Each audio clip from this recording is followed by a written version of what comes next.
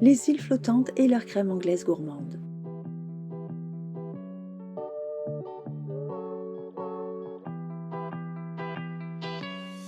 Pour cette recette, nous aurons besoin de 3 œufs, 500 ml de lait entier, 50 g de sucre glace, 60 g de sucre en poudre, une gousse de vanille. Pour le caramel, 100 g de sucre en poudre et 20 centilitres d'eau. Je débute la recette par la préparation des blancs en neige. Je préchauffe le four à 180 degrés. Dans un récipient, j'ajoute les blancs d'œufs que je monte en neige au batteur.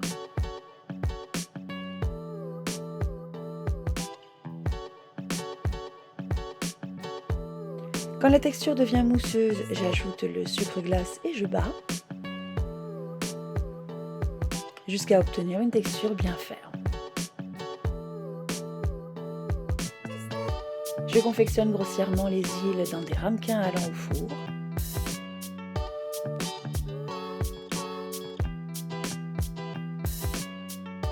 Puis je les place dans un plat rempli d'eau à moitié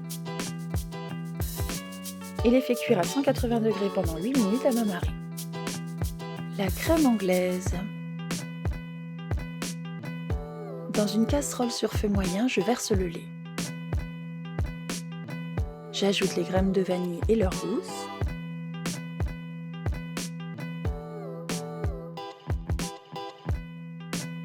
Je mélange jusqu'à ébullition, puis baisse à feu doux.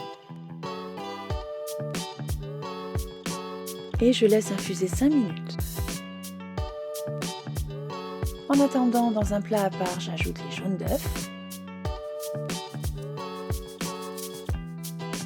le sucre en poudre et je blanchis au batteur.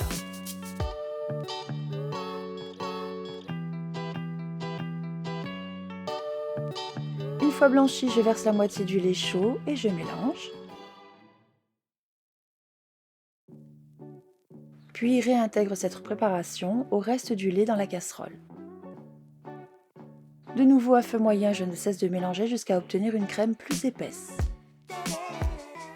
Sur le dos de la spatule inclinée, je crée un trait. Si ce dernier est net sans rapprochement des bords, la crème est prête. Le caramel. Dans une casserole sur feu moyen, j'ajoute le sucre en poudre et l'eau.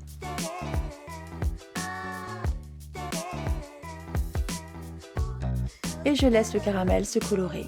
Attention à ne pas le faire brûler.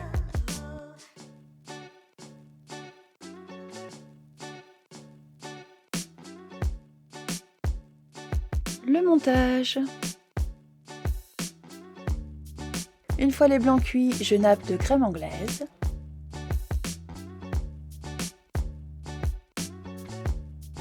Puis de caramel tiède et encore liquide. Je place au réfrigérateur une petite heure et je me régale avec ce dessert gourmand, onctueux et craquant. Bonne dégustation!